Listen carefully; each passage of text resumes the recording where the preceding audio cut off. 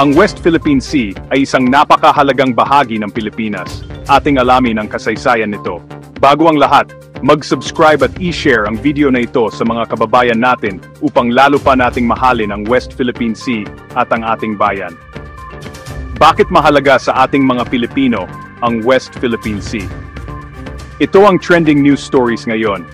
Ito ay may malaking kahalagahan sa ekolohiya, ekonomiya at kultura ng mga Pilipino. Ang karagatang ito ay mayaman sa biodiversity at nagbibigay ng kabuhayan sa milyon-milyong Pilipino.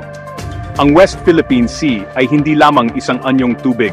Ito ay isang mahalagang bahagi ng pambansang pamana at pagkakakilanlan ng Pilipinas. Ang pagprotekta sa soberanya at mga likas na yaman nito ay mahalaga para sa kasalukuyan at sa mga susunod na henerasyon. Ang Pilipinas ay palaging umaasa sa dagat para sa ikabubuhay. Ang mayayamang pangisdaan nito ay nagbibigay ng seguridad sa pagkain para sa milyon-milyong Pilipino.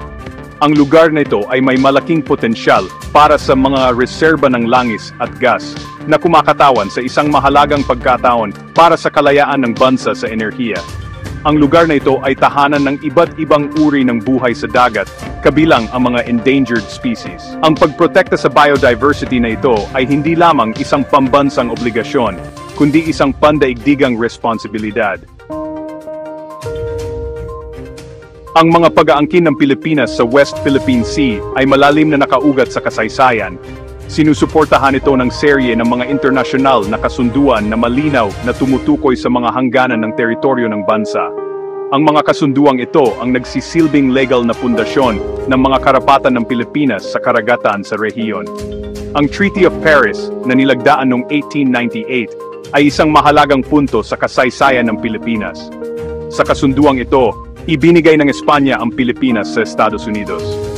Ang Treaty of Washington na nilagdaan noong 1900 ay lalong naglinaw sa mga hangganan ng teritoryo ng Pilipinas.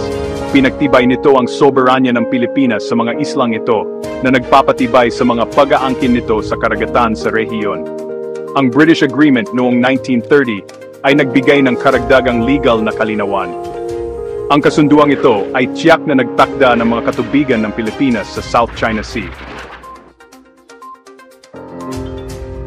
Ang mga pag-aangkin ng Pilipinas sa West Philippine Sea ay hindi lamang batay sa mga modernong kasunduan. Sinusuportahan din ito ng mga ebidensyang pangkasaysayan na nauna pa sa pagdating ng mga kanluraning kolonyal na kapangyarihan. Ang Mapa ng Velarde at ang mga talaangkanang pangkasaysayan ng Sultanato ng Sulu ay nagsisilbing matibay na patunay sa matagal ng presensya ng Pilipinas sa rehiyon. Ang Mapa ng Velarde na ginawa ng Espanyol na kartograpo na si Francisco Vidal ay malinaw na nagpapakita ng lawak ng teritoryo ng Pilipinas na sumasaklaw sa malaking bahagi ng South China Sea. Ang Sultanato ng Sulu, isang makapangyarihang imperyong pandagat, ay nagbibigay din ng bigat sa kasaysayan sa mga pag-aangkin ng Pilipinas.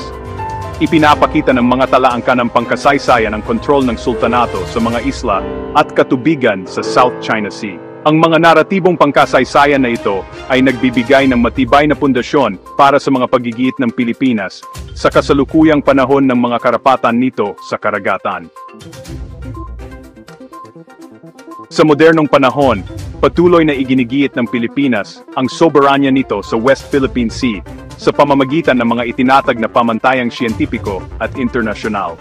Ang National Mapping and Resource Information Authority o NAMRIA ay gumaganap ng mahalagang papel sa pagsisikap na ito.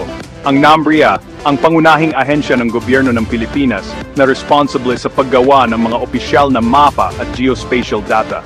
Maingat na sinusuri at kinuguhit ng NAMRIA ang teritoryo ng bansa, kabilang ang mga lugar nito sa karagatan.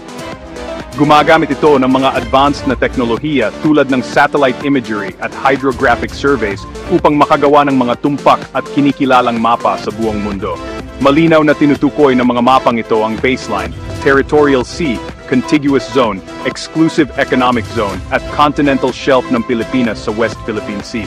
Sumusunod ang Pilipinas sa mga pamantayan ng IHO sa mga kasanayan nito sa pagmamapa ng karagatan. Tinitiyak nito na ang mga nautical chart at mapa ng Pilipinas ay tugma at naayon sa mga internasyonal na pamantayan. Section 5, UNCLOS at ang 2016 arbitral ruling. Ang United Nations Convention on the Law of the Sea o UNCLOS ang pundasyon ng modernong batas pandagat. Ang internasyonal na kasunduang ito, na niratipika ng Pilipinas noong 1984, ay nagbibigay ng komprehensibong balangkas para sa pagsasaayos ng lahat ng espasyo sa karagatan. Itinataguyod ng UNCLOS ang mga karapatan at obligasyon ng mga estadong nasa baybayin tungkol sa kanilang mga maritime zone. Noong 2016, nakamit ng Pilipinas ang isang makasaysayang tagumpay sa ilalim ng UNCLOS. Ang Permanent Court of Arbitration sa The Hague ay naglabas ng isang makasaysayang desisyon na nagpawalang bisa sa malawak na 9-line claim ng China sa South China Sea. Pinagtibay ng tribunal ang mga soberanong karapatan ng Pilipinas sa exclusive economic zone nito sa West Philippine Sea. Ang makasaysayang desisyon na ito ay nagbibigay diin sa kahalagahan ng UNCLOS sa mapayapang paglutas ng mga alitan sa karagatan. Seksyon 6, Pagharap sa mga hamon, mga kamakailang pangyayari sa West Philippine Sea. Sa kabila ng kalinawan ng internasyonal na batas at ang 2016 arbitral ruling, ang West Philippine Sea ay nananatiling isang rehiyon na nahaharap sa mga komplikadong hamon. Patuloy na nahaharap ang Pilipinas sa mga mapilit na aksyon mula sa China na hindi pinapansin ang desisyon at patuloy na iginigit ang malawak at ilegal na pag-aangkin nito sa lugar. Kasama sa mga aksyon ng China, ang pagtaas ng presensya ng mga barko ng Coast Guard, Maritime Militia, at mga fishing fleets sa West Philippine Sea. Ang mga barkong ito ay madalas na nakikibahagi sa mga aktibidad na lumalabag sa mga soberanong karapatan ng Pilipinas. Bilang tugon, ang Pilipinas ay nagpatupad ng isang multi-pronged approach na inuuna ang diplomasya, pinapalakas ang kakayahan sa depensa, at pinalalalim ang pakikipagtulungan sa mga bansang may parehong pananaw. Paulit-ulit na naghain ang Pilipinas ng mga diplomatikong protesta laban sa mga aksyon ng China na ipinagtatanggol ang mga karapatan nito sa ilalim ng UNCLOS at ang 2016 arbitral ruling. Seksyon 7, International Law, ang pundasyon ng mapayapang resolusyon. Matatag na naniniwala ang Pilipinas na ang internasyonal na batas, lalo na ang UNCLOS, ang pundasyon ng kapayapaan at katatagan sa South China Sea.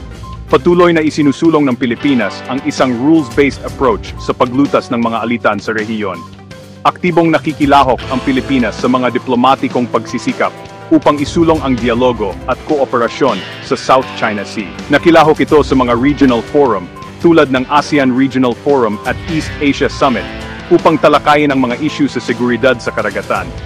Naniniwala ang Pilipinas na ang isang rules-based approach na nakabatay sa internasyonal na batas ay mahalaga para sa paglikha ng isang matatag at mahuhulaan na kapaligiran sa karagatan. Sa pamamagitan ng pagtataguyod sa UNCLOS at ang 2016 arbitral ruling, lahat ng bansa ay maaring makapag-ambag sa isang mapayapa at maunlad na kinabukasan para sa rehiyon. Seksyon 8, ang pangako ng Pilipinas sa diplomasya at kooperasyon. Sa kabila ng mga hamong kinakaharap nito sa West Philippine Sea, nananatiling matatag ang Pilipinas sa pangako nito sa diplomasya at mapayapang resolusyon. Kinikilala ng bansa na ang dialogo at kooperasyon ay mahalaga para sa pamamahala ng mga tensyon, pagbuo ng tiwala, at paghahanap ng mga solusyon na katanggap-tanggap sa isa't isa. Patuloy na nakipag-ugnayan ang Pilipinas sa China sa pamamagitan ng bilateral at multilateral channels upang tugunan ang mga issue sa karagatan.